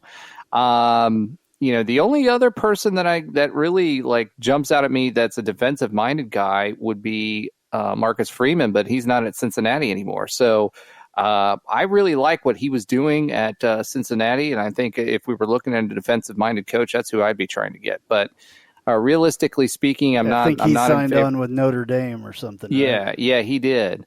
So I'm not sure he's an option at this point. Seth Luttrell, I'm not really sold on him.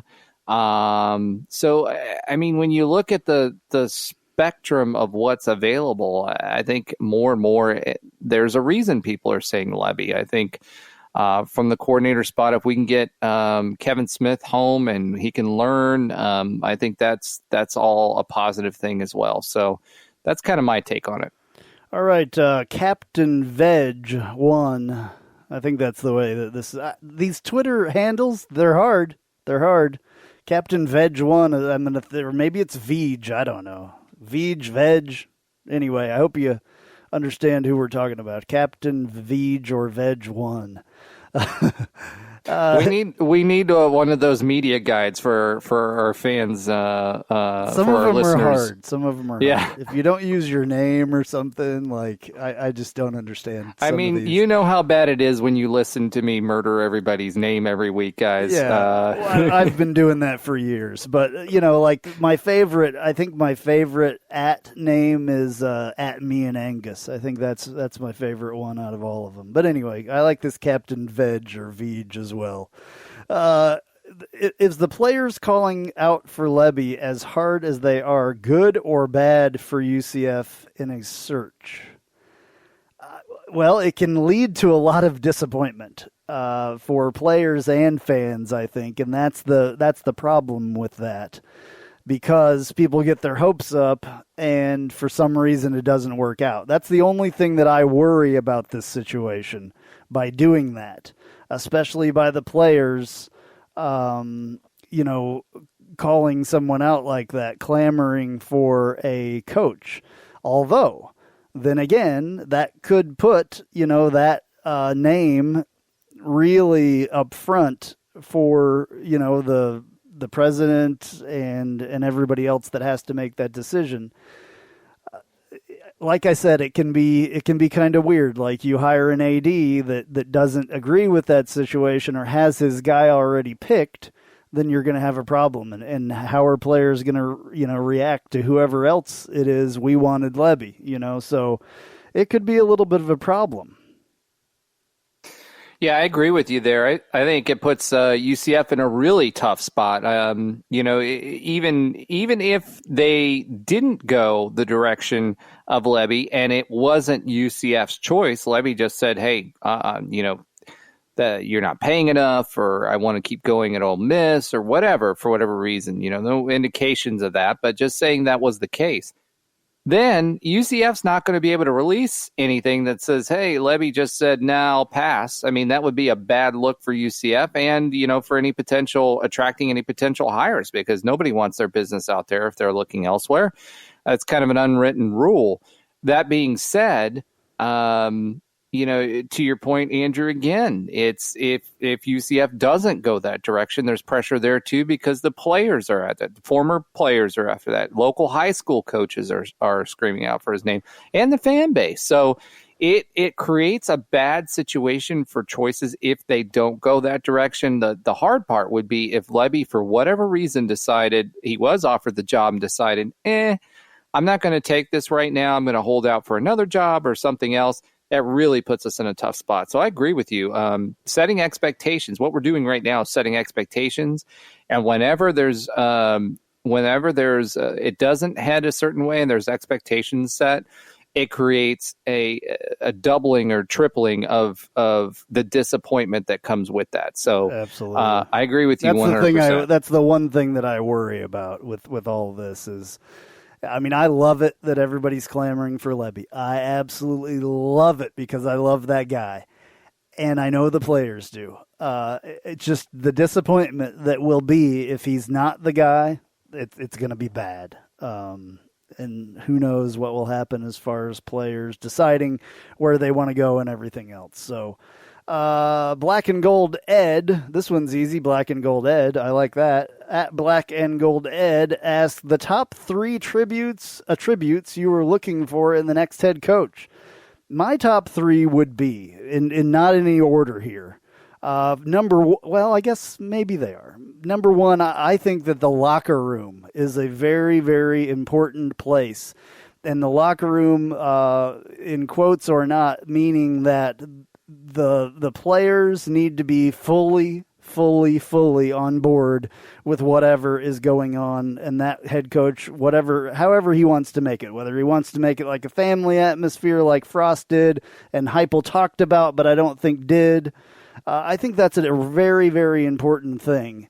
So a guy that everybody buys into is my number 1. Number 2, I would love to have a fast-paced, exciting offense. I just think that it's been so exciting around here for the last couple of years to have these big play offenses that it would be if we went, another direction with a defensive-minded head coach or whatever, somebody that doesn't have a prolific, crazy offense. I think that would be a huge disappointment. So that's important for me. Also, I think it's important for the guy to be well-rounded and understand the other aspects of football besides just the offense. That guy needs to have a complete knowledge of football and like and want to work with his defensive staff, not just the coordinator, but the entire staff. Those things are important to me. Well, I agree with just about 99% of what you said. Not that I disagree with anything, but as far as order of importance for me, the biggest thing is someone who can choose people that will make the team successful around them. So I don't want to hear anymore that I'm calling all the plays and as an offensive coordinator or defensive coordinator as the head coach, right? Because you're not building that ability. Boise's been super successful, and they've always hired from within. They've always hired from their original tree that goes back 4 or 5 coaches, right? We haven't been able to do that. And the folks that we're bringing in are who have not given up play calling duties. And that frustrates me because it doesn't allow any continuity. And we're not going to have continuity until we get to a P5, unfortunately. So when we hire these folks in, we know that they're going to leave for a different job. We've got to have people that can create a staff that can be stable during a transition, because long-term success for UCF is key there.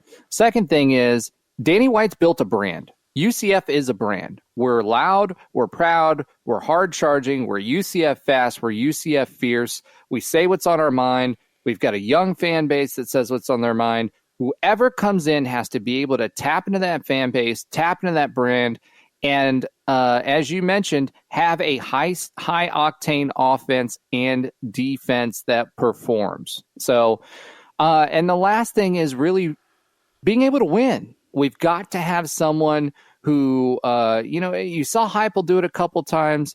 You saw Frost almost punch people on the sideline sometimes. So you got to have someone who strikes the right balance of energy and gets people engaged, especially the players in the moment. That was Shaquem Griffin for us in the past on that 2017 team, Mackenzie Milton as well.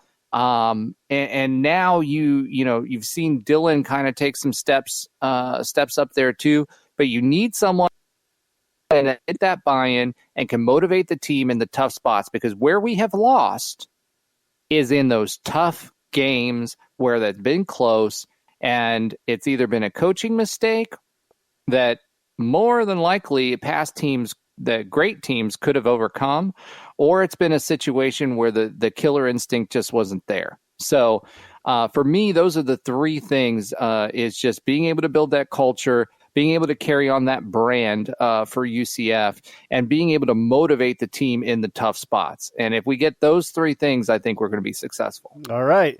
Well, UCF Selena, our friend, comes up with top 3 attributes you're looking for the next AD. So she's going along with the top 3.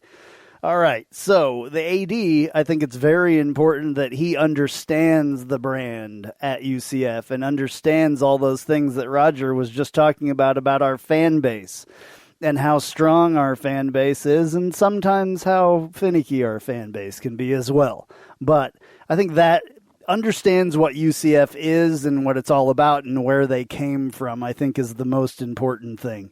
The second most important thing for me would be this guy to support all sports and not just focus on, football and basketball. There's a lot of other good sports that we have, great sports actually, and that person needs to, really take all those on and not just focus on the big ones. The third thing, I guess it's close to the first thing, but just that fan engagement and making things fun for UCF fans. I loved that Danny White, came up with the whole concert thing and had all kinds of things going on the campus. I think somebody that is the AD really needs to focus on the game day and experience for not only football, but basketball game day experience, softball game day experience, baseball, anything that they want fans at. They need to really, really make that an important thing to make all the rest besides the game to be fun as well. I think it's a really cool, we have a really cool campus because of the way that it's laid out, I think. And I just thought that was absolutely perfect with the concerts and stuff like that. And maybe they should have some of that stuff after the game as well. I think that would be cool.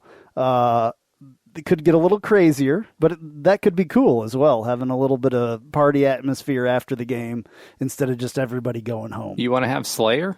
Is that what I'm hearing? You want to have Slayer at the concert? Well, I don't know about Slayer. I think there's probably better bands for that. But yeah, maybe a little bit better, a little bit different, not just country music either. I love some country music, and I love the acts that we've had for the most part. But maybe a little bit more diversity as far as that goes as well. So, I liked that whole thing.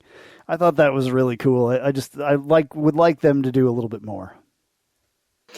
All good points. For me, I mean, the biggest thing to start with is donors and continuing that momentum and getting that donor base engaged. It's been the only time in UCF history that we've had the volume of higher level donors. So not just, the folks that we obviously appreciate and that were big names like the Garveys, et cetera, but we're talking about those folks that, that are able to commit $25,000 or $100,000 or whatever over a period of time, not necessarily millions, but we've got some of those, and we want to continue to increase those numbers.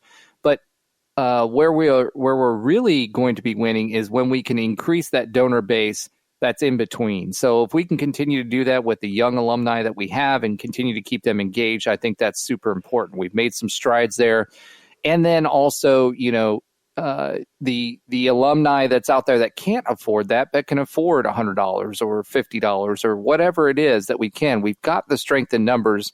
Someone has to take advantage of that and engage those folks to make sure that we're getting those donations. So I think that's important. The second thing is community relations, right? And by community relations, I don't just mean Orlando. I do think that's important with business partnerships and making sure we're having the city of Orlando invest in UCF athletics. Other than the Citrus Bowl, there is no football team here, and they get a few games here and there. But I think it's going to be hugely important, not only for the athletics department, but for the university to continue to brand with Orlando and get Orlando to think of UCF as Orlando's true hometown team. I think we've taken some steps, but I don't think we've gotten fully there yet. And also with fans. One of the great things that Danny White did was he interacted with fans. He was brash. He was outspoken on our behalf and on the university's behalf. And that's kind of who we are as a fan base. Young upstarts, you're going to throw shade because we're not 150 years old like some of you guys. So we don't have the same opportunities, but being that voice for the fan base that the fan base connects with, I think is going to be super important. And then lastly is maintaining that upstart culture. Culture is everything when you're running a business, and culture is everything when you're making a successful athletic department. And what Danny White has been able to do successfully is engage and keep his team engaged. The Eric DeSalvos of the world, who's constantly winning social media in college athletics and in the entire industry, awards for his ability and his team's ability to move the needle for our exposure. It's examples of those type of people and allowing them to succeed and giving them the tools that they succeed and pushing for them and the coaches to continue to win and to push that needle, I think is going to be extremely important for the next AD. So those are my three things. I know they're not traditional answers, but as an executive, I can tell you those are three very important things for us to be successful. All right. Okay, so Brian W. Peterson next, at Brian W. Peterson off of Twitter, asks if we can only get one hire right, which one is more important, AD or head coach? I think those are both extremely important spots, and I hope that we don't just get one of them right. I know what you're saying with this deal, but I would really like to see us get both of those things right. But if we only got one of them right, I would have to say, for the sake of the program in general, I would hope that we got the AD position correct, because if the AD was correct and maybe the football coach was not, he could quickly and swiftly get rid of the head coach and bring us something better. So I'm going for AD in that situation. I hate to agree with you all the time, but in this case, I 100% agree with you. I think, to your point, it's not just about the football program. It's about the program in general, the athletics department, right? We've got basketball that drives revenues and also something that can help our exposure. We've got all the spring sports that I mentioned earlier. We've got all these other teams that were on an upward trajectory. You've got the tennis team who's now signing the number 2 prospects in the United States and Australia. So all of those different facets need attention. To your point, one thing we've learned in the last 6 years is that unfortunately head coaches come and go. And so if we miss on one, I think we course correct. And if they're a good AD, they're going to course correct with the right person. So I agree with you wholeheartedly. AD for me. All right, one more little break, and we'll be right back to finish this whole deal up. Thank you very much for your questions. Like I said, we'll be right back. I'm Jeff Allen. Join me each and every week on the Knightline Sports Network for the AAC Report. We bring you in-depth coverage of each school in football, basketball, baseball, softball, soccer, golf, tennis, and more, as well as bring you insider interviews and focus in on the biggest games and news of the week. That's all right here each week on the AAC Report, only on the Knightline Sports Network.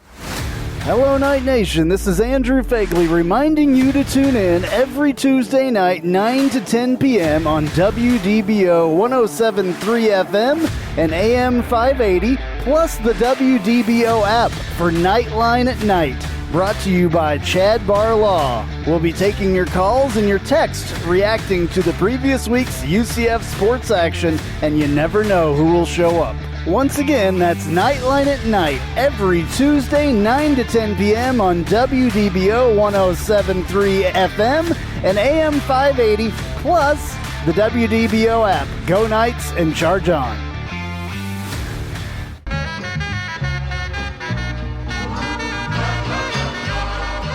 Welcome. This is a promo for the Take a Left at Albuquerque podcast, new to the Knightline Sports Network. You should listen to it. I say things like this. We need to stop blaming Jerry because we would do the exact same thing if we owned the Dallas freaking Cowboys. Do you know how much fun it is to own the Dallas Cowboys? My guests will say things sometimes like this. It's the Lord of the Flies thing that happens when they don't understand that things are wrong, spoiler alert, until Piggy dies.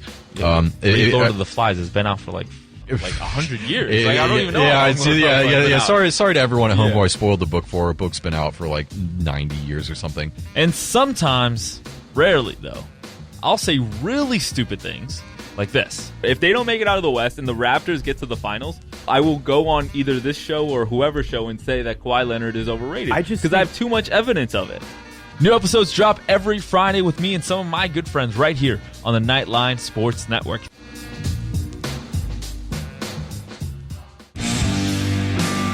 And now, news and notes from the world of UCF sports.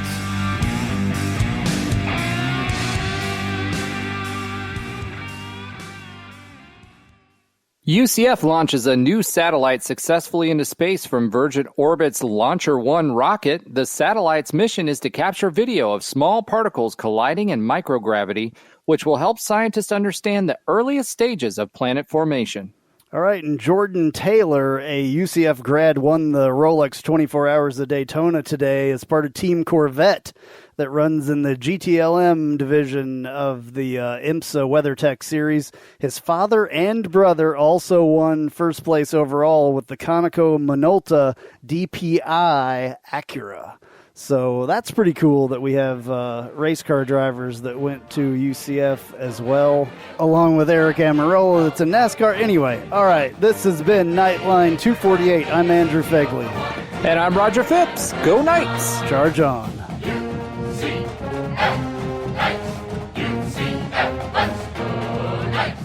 UCF, charge on to the field. With our spirits, we'll never yield. Black and gold charge right through the line.